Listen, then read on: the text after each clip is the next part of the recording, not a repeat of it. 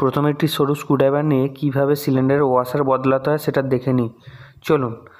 সেই সরু স্ক্রুড্রাইভার দিয়ে প্রথমে সিলিন্ডারের যে মুখ আছে তার মধ্যে একটা কালো রঙের ওয়াশার থাকে, সেই ওয়াশারটা প্রথমে স্ক্রুড্রাইভার দিয়ে এরকমভাবে টেনে বার করে নিতে হবে। এটা অনেক সময় শুকিয়ে যায়, সেই জন্য রেগুলেটর বসতে চায় না। এই ওয়াশার অনেক সময় কাটা থাকে, তার জন্য গ্যাস লিক করে।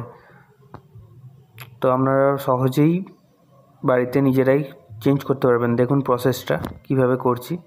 এইভাবে ভাঁজ করে নিতে হবে। ভাঁজ করা সহজে না গেলে তার মধ্যে একটু তেল, নারকেল তেল বা মোবিল দিয়ে দিতে হবে এবং প্রথমে তেল দিয়ে ওটাকে ভালো করে নরম করে নিয়ে ডবল ভাঁজ করতে হবে, যেইভাবে আমি করছি দেখে নিন। এইভাবে ঠিক ডবল ভাঁজ করে ওই সিলিন্ডারের নজেলটার মুখে ঢুকিয়ে দিতে হবে। ডবল ভাঁজ করার কারণ হচ্ছে একটাই, কারণ হচ্ছে ওই জায়গাটা ছোট, ওর মধ্যে ঢোকানোর জন্য ওটাকে ডবল ভাঁজ করতে হবে। তারপর ওর ঘাটের মধ্যে ওরকম করে ভেতরে চেপে দিতে হবে। তারপর রেগুলেটর লাগালে দেখবেন আপনার গ্যাস লিক করবে না বা রেগুলেটর সহজে বসে যাবে।